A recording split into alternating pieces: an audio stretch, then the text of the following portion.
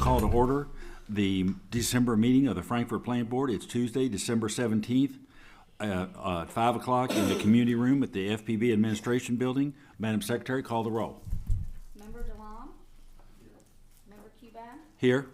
Member Mason? Here. Member Snyder? Here. Member Dutton Mitchell? Here. We have a quorum to do business, and before we do the first item with the board's approval, we have a guest tonight, and would like her to come up here and introduce herself. Katima Smith-Willis, who's the newly elected city commissioner. She came by today, and Gary and I had a chance to talk with her, and she wanted to learn more about the plant board and said she wanted to come to a board meeting, and so we told her we'd like to have her here and introduce her. So welcome. Thanks. How are you all? Good evening. Fine. Good evening. I've had a busy day, so sorry I didn't get a chance to change and look professional. But my name's Katima Smith-Willis. I am a newly elected city commissioner. Had a great meeting with John and Gary this afternoon, and I learned so much about the plant board. I guess from like a citizen level, I really got to dive into the inner workings and how the plant board really does contribute a lot to our community and the overall sustainability and efficiency. So I just wanted to say hello, introduce myself. I'm here, to have any meetings with anybody if you all would like to talk one-on-one, have a sidebar. But I just really appreciate you all and all the work that you all do, just as an active citizen, but now as an elected city commissioner as well. Top vote getter.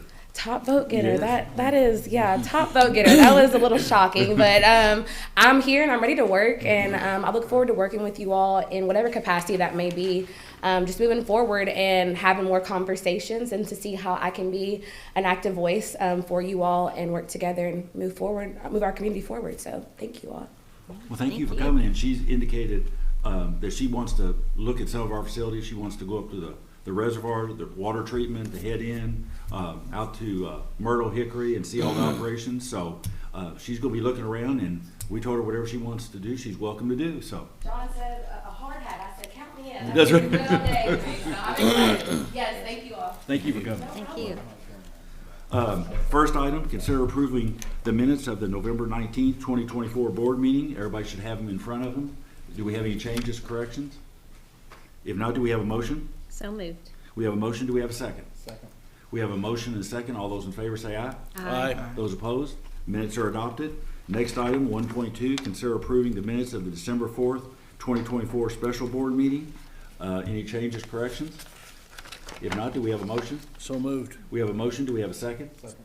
We have a motion second. All those in favor say aye. Aye. Those opposed? Minutes are adopted.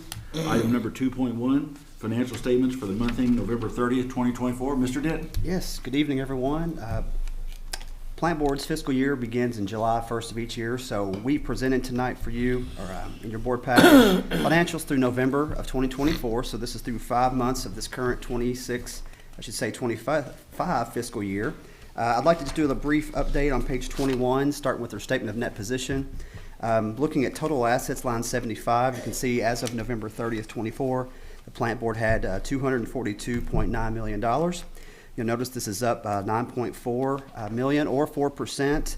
Looking at what's driving that, looking at line 45, you can see that our property, plant, and equipment net of accumulated depreciation, or otherwise known as net book value, is up 9.4 million year over year, bringing our total property, plant, and equipment net of depreciation at just at $152.5 million. So that's 63% of our total assets. That is definitely driving that increase in assets.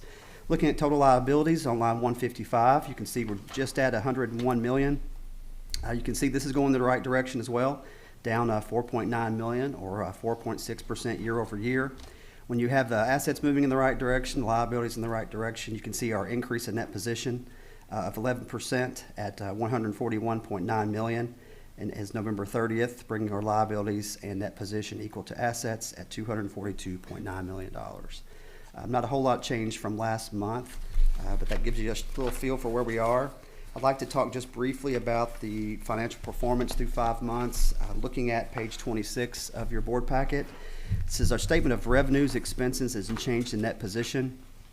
So when you look at total revenue, that's line 20, that's operating revenue, which is the primary revenue generated from sale of electric, water, and telecom services, plus our other revenue, which kind of catches all other revenue outside of our operating. Two of those combined is just over 48.3 million. You add your total expenses of operating expenses and your general and admin expenses, you're at 40.7, bringing your net position or net contribution to just over 7.9 million. So you can see budget to actual, we were doing fairly well through the first 5 months, and we were outperforming last year, primarily for the increased usage of electric and water services. But that's a quick summary of where we are through 5 months, and I'd be glad to answer any questions. Any questions of David? Steve? David, could you kind of generally go over some estimated future costs, might be obligations? Because I know that it sounds very good what we're saying, but I want to just give like an overview of our, the telecom, the water potential cost, and those types of things. Just a general summary of expenses, potential expenses. Yeah, so when we look at what the plant board has to, our customers' hard-earned dollars go to, it's 4 different things we look at setting rates. We have to cover your general operating expenses. That's to make everything we do every day work and get services to you. The next one is investing heavily in infrastructure. All utilities, it's a very large investment to get electric, water, telecom to the customer. So there's a big part of our money goes to that. Then you have debt service on, when we have really large capital projects that we can't fund in cash, we do have to go out and borrow money for that. So you have to pay down principal and interest on that. And then the rest is to have a decent cash reserve so that we have sufficient cash to get through natural disasters, to get through any other type of financial unexpected events we may need, and also to keep our bond rating high. So when I talk about we're doing decent budget to actual year over year, but we're also taking a lot of money planned to invest back in capital projects. That is a huge emphasis of the budget over the last few years, and when you look out the next 5, the investment in Nextband is significant. We are still working on AMI, which is significant. And we have seen the inflation that we've seen since COVID has calmed down for sure, but there's no doubt we continue to see increases in expenses. That's just, no matter what industry you're in, that tends to be the trend. So I would say the largest thing we're facing right now is just getting through large capital projects needed to maintain service and improve service. So pretty much every dollar is spoken for in plans ahead. Thanks. Mm-hmm. Any other questions of David? Going into the winter, what's our situation in terms of bad debt overall for just delinquent accounts? Sure, we are back to pre-COVID limits. Mm-hmm. So we're seeing very much what we saw prior to 2020 mm-hmm. Mm-hmm. And maintaining those same levels. So Okay. We are a winter peaker electric, Mm-hmm. and we do see a lot of usage in water in winter as well as people keep those faucets running in cold times. Yeah. So some of your highest utility bills are coming to our customers due to their usage in winter. Overall, though, we've been able to maintain a historical bad debt situation. Okay. We've talked about prepaid utilities Yeah, right. that we're looking to be coming to you all with very soon. And one of the benefits of that type of program is to help mitigate and maintain and maybe even lower potential bad debt. So, Right. Any other questions for David? If not, do we have a motion on the financials? So moved. We have a motion. Do we have a second? Second. We have a motion and second. All those in favor say aye. Aye. Those opposed? Financials are accepted. The next item, and David can go into more detail, as you know, Blue & Company's been our auditor.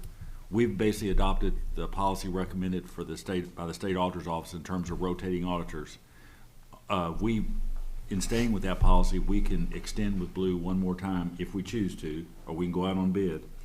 Because we've been fortunate enough to get some federal grants for solar, broadband, and so forth, that also brings in, and having been in the state auditor's office, we are now a proud participant in the Federal Single Audit Act, which is a lot of extra paper, just because once you go over a certain dollar amount, you have to do additional schedules to comply with the federal law. So that increases the cost of the audit regardless of who's doing it. We can go back out again.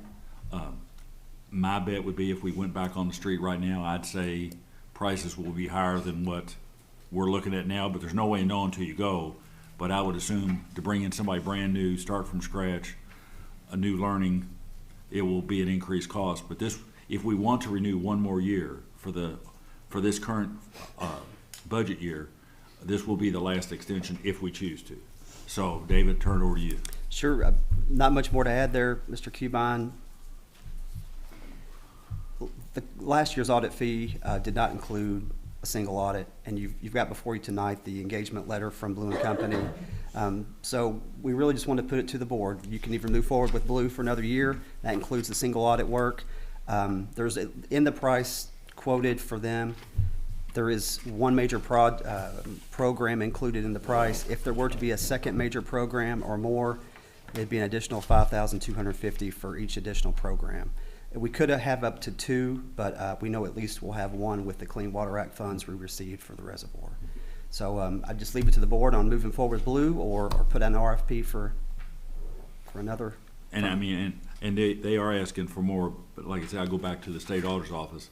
When we do audits of various state agencies, the big ones, obviously, Transportation, Human Resources, had lots of federal programs, and their audit fees were higher because you had to do that additional work to submit to the federal government. So Blue asking for extra for single audit work is a legitimate expense. It's something, it's extra work that they have to certify and submit to the federal government, so. So any questions of David or whatever the board's pleasure is? Like I said, we can renew or we can go out and test the water and see, what the bids would be. But if we want to extend, this will be it. And from what I've seen, Blue has been pretty thorough and they've been timely and they've gotten their work done, on time. So whatever the board's pleasure is. Steve? I make the motion to engage the Blue Company. We have a motion. Do we have a second? Yeah, second that. We have a motion and second. All those in favor of awarding Blue the last year of the contract, say aye. Aye. Those opposed? Tell Ann Norville he's stuck with us one more year. Yes, sir. So, Thank you all. thank you.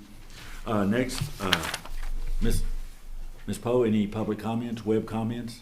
No, sir, no public, nobody's here, and we did not have any web comments. And everybody is aware, the gentleman who came last month about his tree, we went out, we looked at it, we talked to a family member, we explained what our policy was, what the situation was, and they understood. They just would have liked to have gotten the tree down. But we explained that really that we're not allowed to do work over and beyond what is necessary to trim trees for power lines. And they were very understanding, and we've written them a letter, and I think Gary signed it, so we did resolve that one from last month. Number 4, Gary? Yes. The department report, the first one is the public information. Harvey, do it. Thank you. Miss Lindsay is under the weather tonight, so you guys get me instead. But I'll try to smile as much as she does. We were at the Christmas parade. Fun time was had by all. We appreciate our partnership with the radio station on putting that on. Also want to shout out all of our employees for donating to the United Way campaign this year. FPB employees pledged $9,462 to United Way of Franklin County this year. We finished up our fall sports season for all the local high schools, covering volleyball, soccer, and football. Want to give good credit to the Franklin County High School football team who made it all the way to the state finals before falling to Paducah-Tillman, and all the hard work that our Cable 10 crew did covering all those games. And then speaking of Cable 10, we'll have lots of holiday programming coming up. On Cable 10 on Christmas Eve, we have a marathon of best Christmas pageant ever performances from over the years. And then on Christmas Day, we'll have a marathon of the Frankfurt Christmas parades from over the years. So you can go back in time and watch all those historic moments. And that's in addition to all the other, Christmas concerts and holiday chorales and band concerts that we'll be showing to get everybody in the holiday spirit. So if anybody has any questions. And you might just add, I know there were some questions raised why we didn't broadcast the state finals. Yes. And that gets, you might want to cover that. Sure, yeah. I mean, the KHSAA retains exclusive rights for live broadcasts of the finals. So as much as we wanted to, that was not an option for us. So we could go all the way up to the semifinals, and then they say that's all.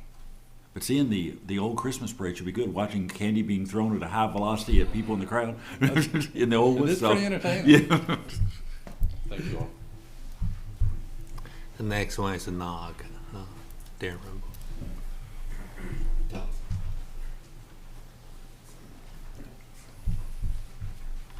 Good evening. The knock report for November, in November, the knock handled 466 trouble calls. Looks like we took 2,805 phone calls, and on the locate side, they did 513 locates, down a little bit, but it's November, so it's that time of year.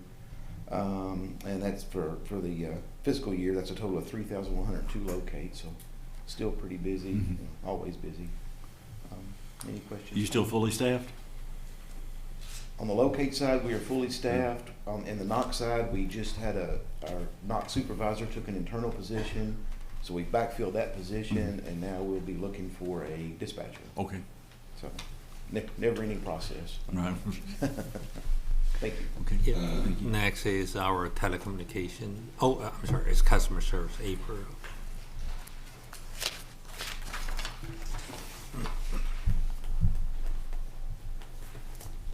Good evening. I'm a little under the weather too, so my voice is, if it goes in and out, I apologize. You can find the customer service reports, page 109 to 113.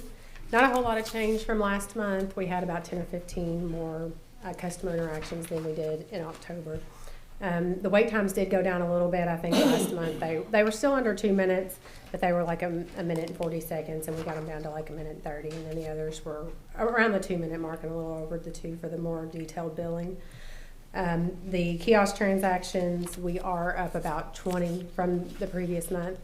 We may see more of those this month, just kind of my shameless plug for the kiosks. So with us having several days that were closed this month, definitely customers should utilize those kiosks because they are available 24 hours a day, 7 days a week. Other than that, I don't really have much more to share unless you all have any questions. And you might add, one of the kiosks is outside where There are two. They can reach it 24 Yes. 24 hours a day if they want to use it. Yes, and there's not personnel here all the time. They're watching the cameras to make sure that it's safe and nothing's, no one's hanging out there or anything, Right. so. John? Would you mind remind folks what days we're going to be closed during the holiday season?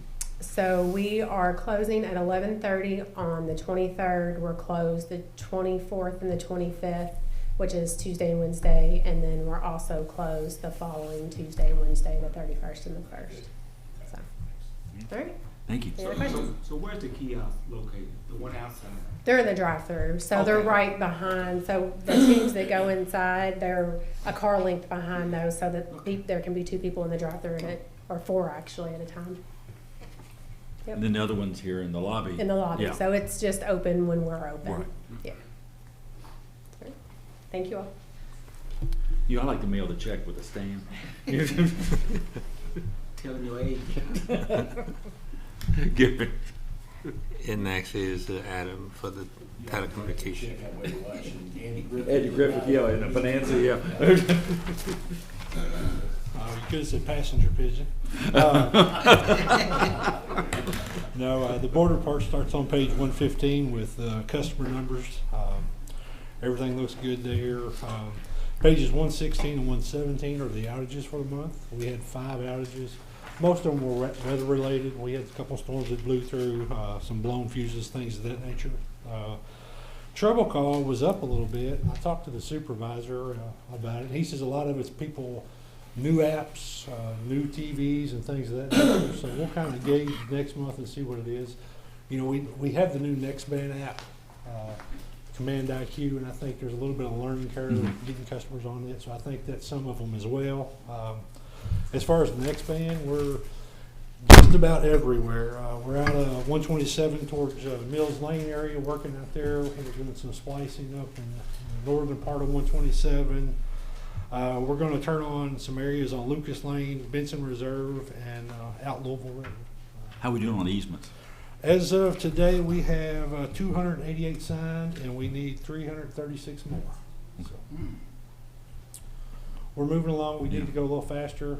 Talked to Mike this morning. We might come back next month with some with a different idea, and speak some, maybe some more professional help and something like that. But I'll follow up later.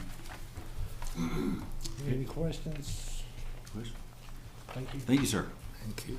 Next is electric department, Scott and Travis.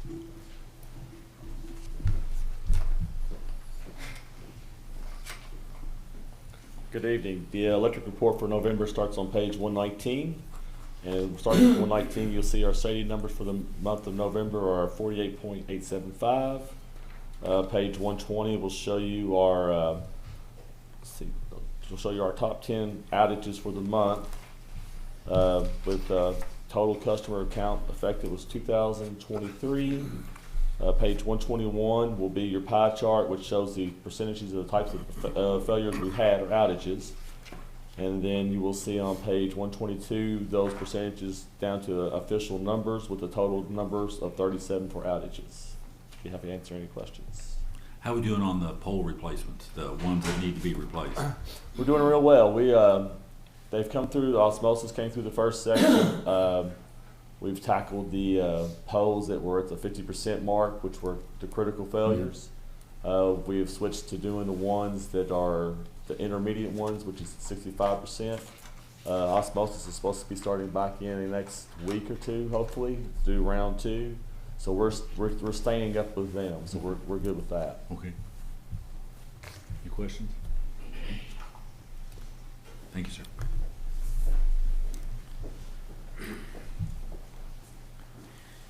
Good evening, everyone. AMI installs for electric were at 20,775. Water installs 14,202. So, kind of business as usual there. We're plugging along with those. This time of year, installs may start to slow down a little bit over the winter. Being cold, we don't want to cut people off or disrupt their service if we can. So, otherwise, we're kind of keeping the pace on that. For the SEPA report, it begins on page 123 of your board package. For the month of October, our total SEPA bill was $82,285. Our net payment was $115,250 for a profit to the plant board of $32,966, which brings us through October a net benefit to the board of $1,050,337. So, having a good year. October, the revenue was down a little bit, but that's pretty normal. It's, based on market prices and water levels and how much generation. So if you look at the bar graph on page 124, October is usually a pretty, but kind of a down month. The key question is Mr. Denton happy with the number? Never good enough. It's never good enough. Yeah, never good enough, but it does look like it usually is. Yeah. And no new rate increases to report this month, so that's more good news. Happy to answer any questions. Any questions for Travis? Thank you. Thank you, sir. Mr. Chairman, for the QMEA, I really don't have a lot of a new what happened there report to you, but if you do have any comment question, I will happy to answer that. Okay. Yeah, the next safety. Safety report begins on pages 123 and 123, 125, or 127, 128. We had 2 OSHA recordables for the month of November. One was electric employee, one was a service center. Electric employee, just minor thing, just reached over out of the bucket, reaching for a wire and just hurt his ribs, placed on restricted duty. The support service staff tripped over a rug, caused a laceration on the head. So that's the OSHA recordables for November, and we had 1 vehicle accident, very minor, just backed into a pole, light pole, but barely any damage. So that's all I got. And you might tell them I passed fire extinguisher training. You did pass. You didn't overshoot it, you shot it right at the base. I put out a blazing fire of mulch. It was pretty impressive. Thank you. Thank you. Next is the water distribution. Danny going to give you a report. John, I did have a question. Yeah. If a board member gets injured in one of these activities, is that an OSHA reportable item? Yes, it is OSHA reportable. Good afternoon, Mr. Chairman, board members. The water distribution monthly report is on pages 129 through 131. We installed 4 new services, had 3 main breaks, and 3 outages for the month of November. Happy to answer any questions. Any questions on? How are we doing on the? Is it you or Sharmista? How are we doing on the agreements with Palmer Engineering and for the permanent lines on the bridge, water lines over at Bell Point? Sharmista. Sharmista. Yes. Okay. Coming up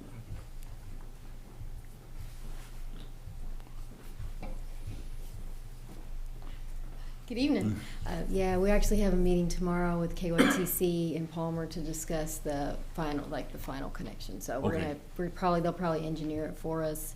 We're just gonna try to determine the best location through the river. Right now, I think they're gonna do a cost comparison though, so we'll work up. Palmer will do a true cost estimate. I've been receiving a lot of different estimates from different boring contractors, and the number, I think I may have mentioned this previously, the numbers just vary drastically. So we really need to get more of a better design so we can get true quotes, and then they'll compare that number to actually connecting to one of the Clinton Street Bridge.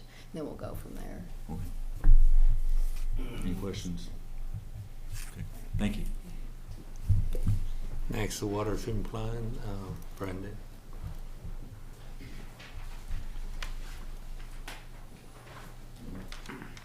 Good evening, everyone. For the month of November, the water treatment plant treated 222,417,000 gallons of water for a daily average of 7.41 million gallons per day. Lock 4 averaged 2,611 cubic feet per second for an average of 1.6 billion gallons a day. And there was 4 inches of rain recorded this past month. So are we about back to normal flow in terms of waterfall and rainfall this year? And As far as, I think we average between 4 and 5 a month, I think. So that's pretty close. But the river, it's better, but it's not quite there where we like it. But we'll take it. yeah, okay. Thank you, sir. Thank you. Anything else, Gary? Okay. Action items. Item 5.1, consider award of bid invitation number 1815 for sub-transmission recloser to G&W Electric in the amount of $264,395. Travis. Yes, sir. Good evening again. So staff prepared an invitation for a sub-transmission 69 kV recloser. It was advertised and distributed to potential vendors. We received 3 responses. We recommend award in the amount of $264,935 to G&W with a delivery of 52 weeks. This is a part of a capital improvement project that Electric has in the budget. Obviously, as you can see by that delivery time, it's going to roll over into next year's budget. But again, this was a planned project. All 3 vendors proposed the same piece of equipment. So we got distributor pricing and a direct price. This one, direct price, happened to be the lowest. So again, staff recommends award of bid 1815 to G&W Electric. Okay. Do we have any questions on this item? That's coming in under budget. It is. There will be some additional work that has to be done. We'll probably install a new pole and some switches. All said and done, we will probably be close to that number, but we're the equipment itself is about where we expected it to be. Yes. Any other questions of Travis? If not, do we have a motion? So moved. We have a motion. Do we have a second? Second. We have a motion and second. All those in favor say aye. Aye. Those opposed? Awarded to, on item number 1815. Next item is 5.2, with the board's permission to defer this. We may want to discuss after we come out of closed session or at a different meeting, but I don't think we're ready to discuss this one based on some things we're going to have to review later. So, item 5.3, consider approving Great American Family Agreement. Harvey?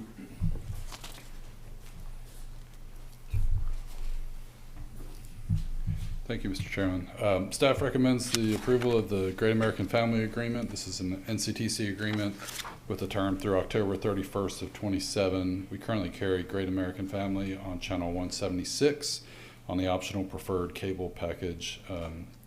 They've sort of leaned into becoming a new Hallmark channel. They've gotten a lot of the talent and staffing from the Hallmark channel, and they do holiday movies and things like that. The rate reset and the annual increases are below budgeted numbers. This agreement also includes OTT rights, and there are no additional carriage requirements or obligations. And staff attorney has reviewed the agreement and meets with his approval. I'd be happy to answer any questions on this item. Any questions for Harvey? How many people carry the next tier up? Preferred cable. Yeah. How many? It's about 40% of our cable subscribers. Is that right? Mm-hmm. Yep. Do we have a motion? I make a motion to approve. We have a motion. Do we have a second? Second. We have a motion and second. All those in favor say aye. Aye. Those opposed? approved. Next item, consider FanDuel Sports Ohio Amendment. This is Harvey, and I'll also defer to Mr. Snyder on this, since Sure. he's our resident expert in this particular Yeah. matter. Well, I'll provide a little bit of background on this item. Diamond Sports, who owns FanDuel Sports, which is formerly known as Valley Sports Ohio, and previously known as Fox Sports Ohio, carries the Reds. They recently emerged from bankruptcy proceedings, and in that process has been renegotiating rights deals with all of the teams that they carry. Obviously one of the teams that they need to negotiate with is the Cincinnati Reds, who they carry here in Frankfurt. And the Reds announced about a month ago that they will not renew their agreement with Diamond Sports and intend to instead distribute their games on a new Reds TV channel that they'll distribute with Major League Baseball, in partnership with Major League Baseball. All that being said, staff recommends the board not approve this director agreement with Diamond Sportsnet for FanDuel Sports Ohio. The agreement as presented has a term through April 30th of 2025, so it's a 4-month extension. The Cable Advisory Committee was unable to come to a consensus on a recommendation for this item. FanDuel Sports does still have the rights to the Cleveland Cavaliers and the Columbus Blue Jackets. And the agreement before you tonight is, again, for 4 months, which is past the end of the NBA and NHL seasons. I am happy to answer any questions you might have on this item. John? Thank you, Harvey. That was a very good explanation. Originally, when the Cable Advisory Committee was not able to come to a conclusion, we just kind of had this out there as whether we would consider this or not. Mm-hmm. I am against doing this for a couple of reasons. The first reason is that I don't think Diamond Sports is going to they're not going to get this. I think the Reds are going to go with Major League Baseball, and they're going to come up with a channel that runs from the beginning of the baseball season to the end of the baseball season. They've done that with a handful of other at least 2 or 3 others. I think it's more know like of. 6 or 8. Oh, really? Yeah, Okay. the Rockies, the Right. Angels, the Padres Yeah. have all distributed games through Major League Baseball on basically a part-time. This would be the games only, no other program. And there really isn't much else on that channel besides Reds games. I mean, in terms of our local folks. I mean, there are I would other agree. sporting events and stuff, but for the most part, there's not a lot of stuff. Essentially, what FanDuel has brought to us is retaining it at I know I can't give a price, but the sports channels always cost more than anything else. So it is an expensive channel. I can say that. And what they have said to us is if they don't get the Reds, they're going to cut that back to, what were they going to charge? Well, I'd rather not say the exact number, but some, a number some lower. amount. So Yeah. they were going to charge some amount. Yeah. Even at the amount they were going to cut back to, I don't think the channel's worth it. I would agree. I would suggest we not renew this. Put a card up on Channel 36 starting January 1st, explaining the situation.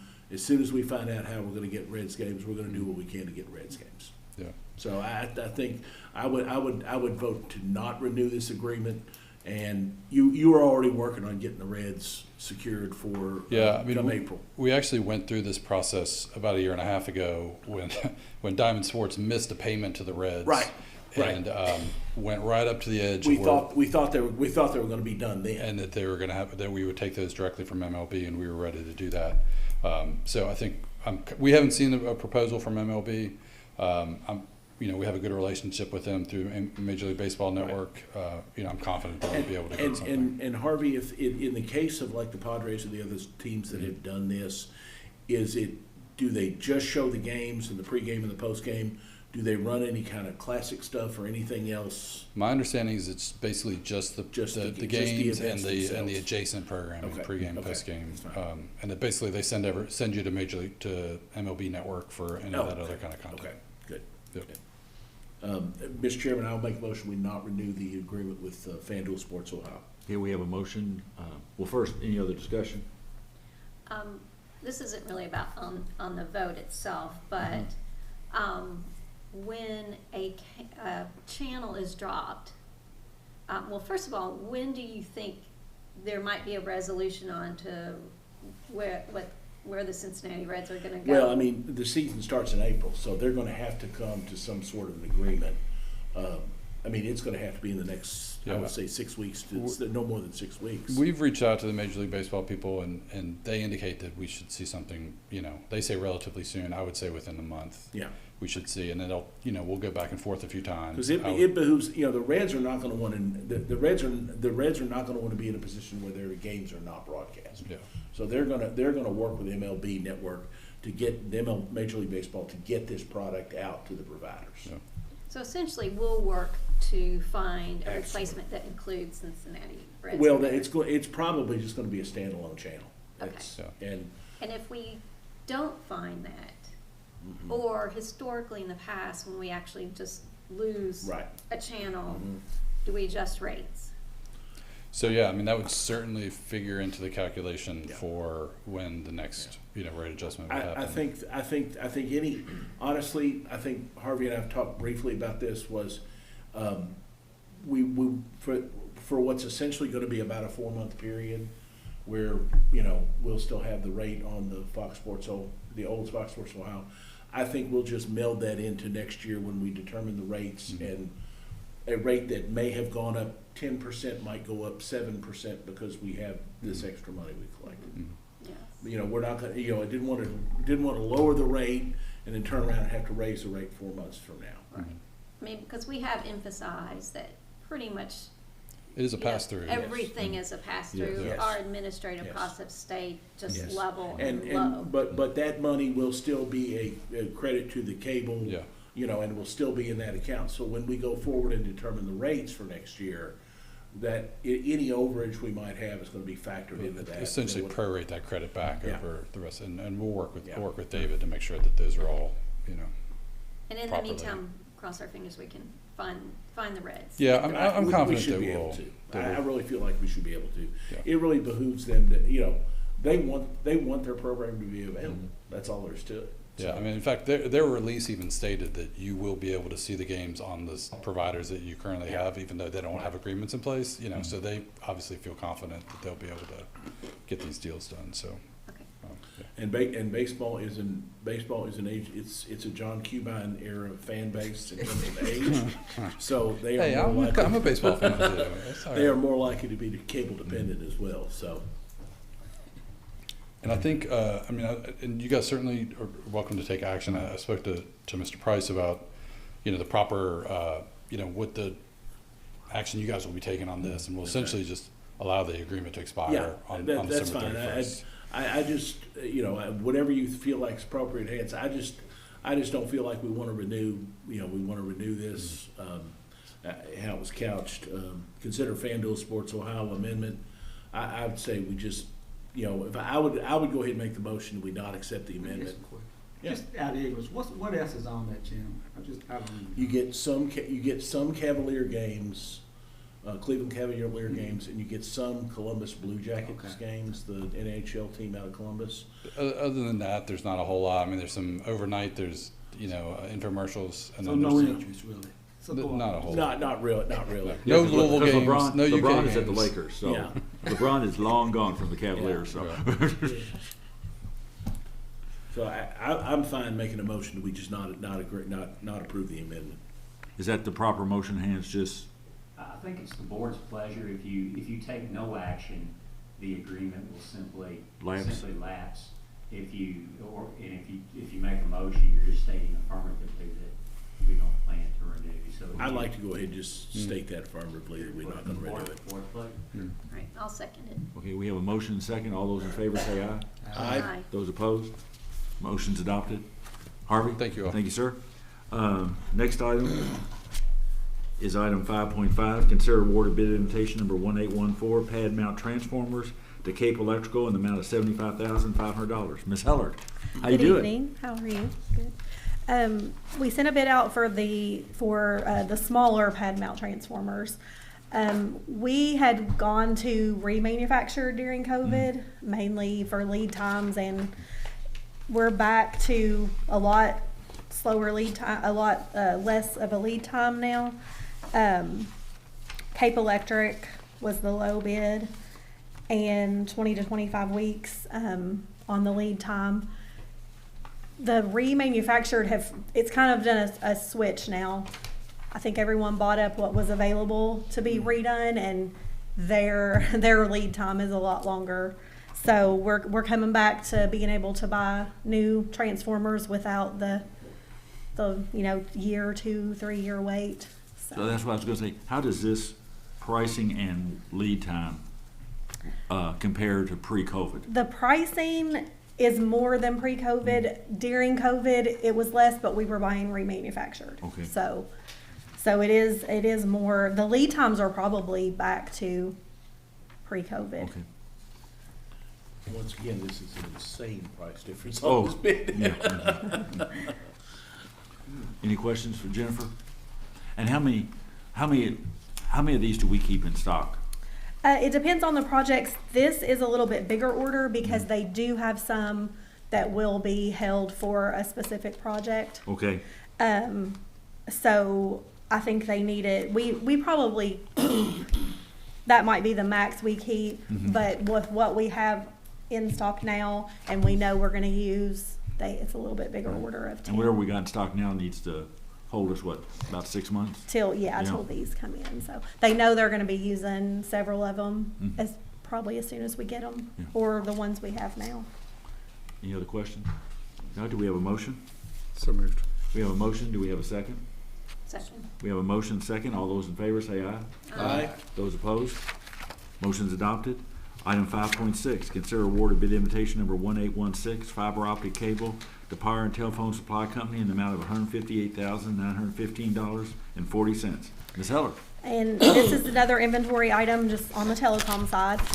This prices, the last time we bid this was in May, and that pricing that I included is reflecting pretty much every size is down on the price. Lead times are about the same as they were in May. We had about a 4 to 6 week lead time then. The only one that went up was just a small amount, and that one we use the most, so it's probably just more in demand. So the pricing is coming down on that, at least for this bid. Any questions, Jennifer, on this one? If not, do we have a motion? So moved. We have a motion. Do we have a second? Second. We have a motion and a second. All those in favor say aye. Aye. Those opposed? Motion's adopted. Ms. Heller, last item for you. Consider Last one. item 5.7, consider award of bid invitation number 1817, Clearfield FiberFlex 3,000 active cabinets to Cape Electrical Supply in the amount of $57,817. Okay, these are, we do not keep these in inventory. We don't buy them very often. They are needed for the county build out, so these two will specifically be for the fiber to the home project in the with the grants. So but they're not normally, we just buy them as needed. Is this about what you thought the prices would be on these? I don't, Or do we not buy I'm not enough to even have sure. a good Yeah, feel? I'm not sure if we even have a comparison on, it would have been years if we bought any. Yeah. But it's all in, it would all be in the fiber to the home budget line.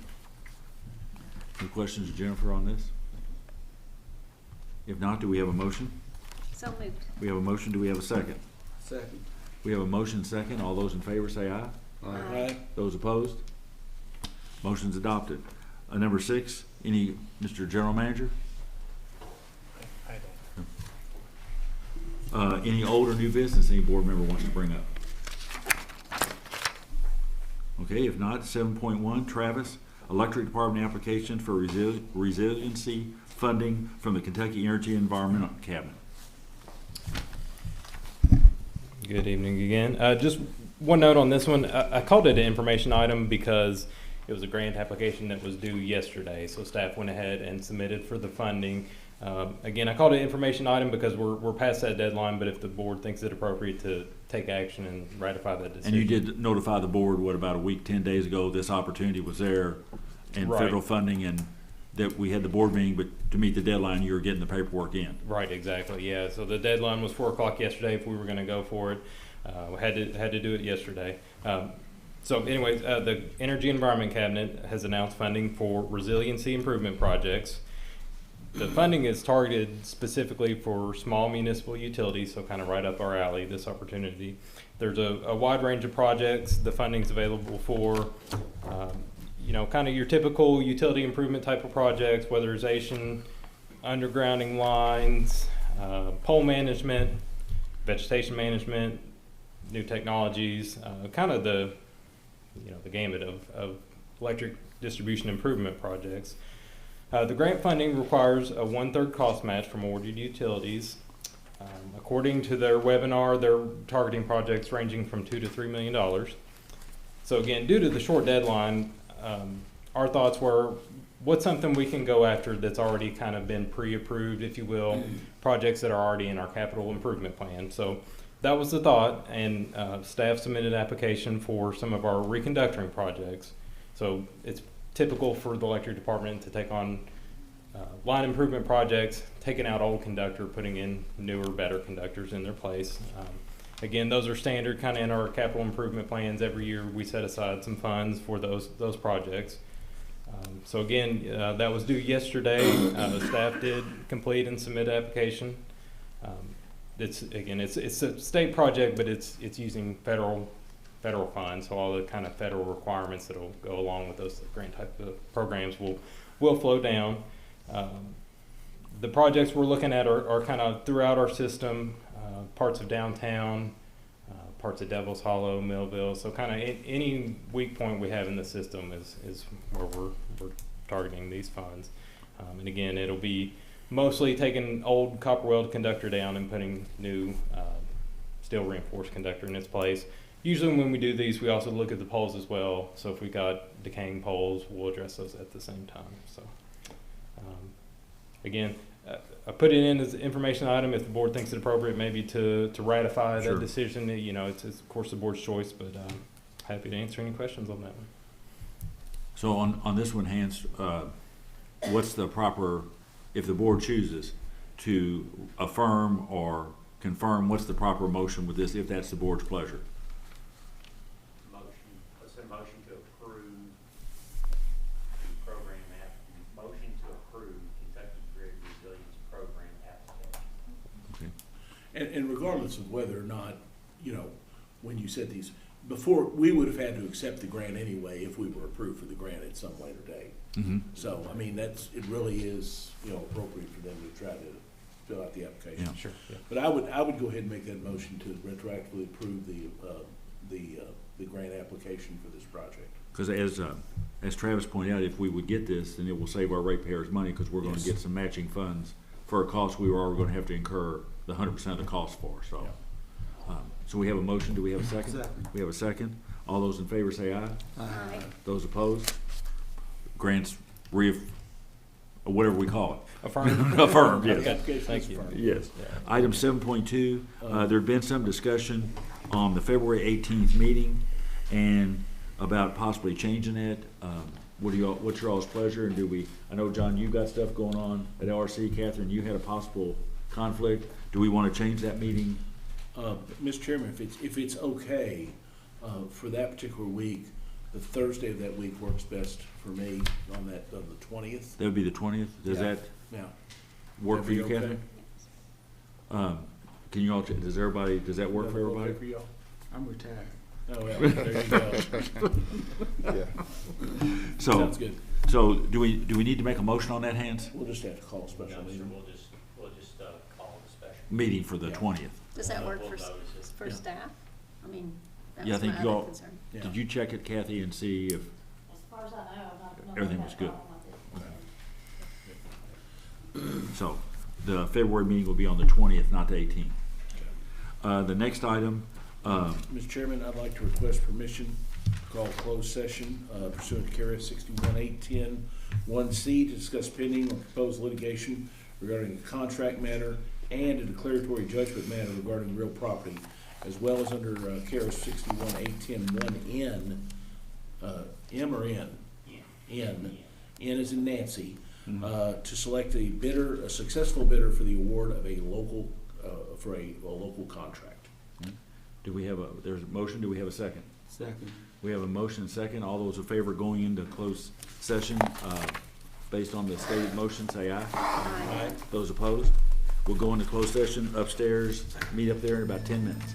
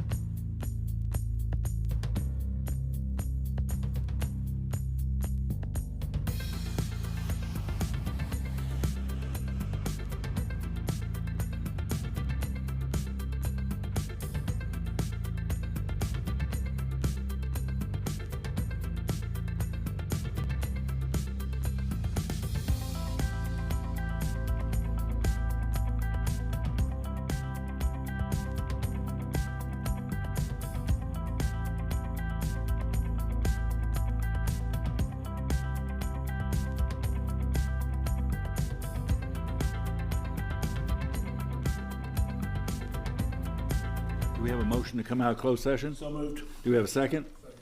All those in favor say aye. Aye. Those opposed, we're out of closed session. Mr. Snyder, Mr. Chairman, no action was taken during the board session, and I would move that we adjourn. do we have a second? Second. We have a second. All those in favor of adjournment say aye. Aye. Those opposed? Merry Christmas, happy holidays. See y'all next year. Thank you. Thank you all. Thanks, guys.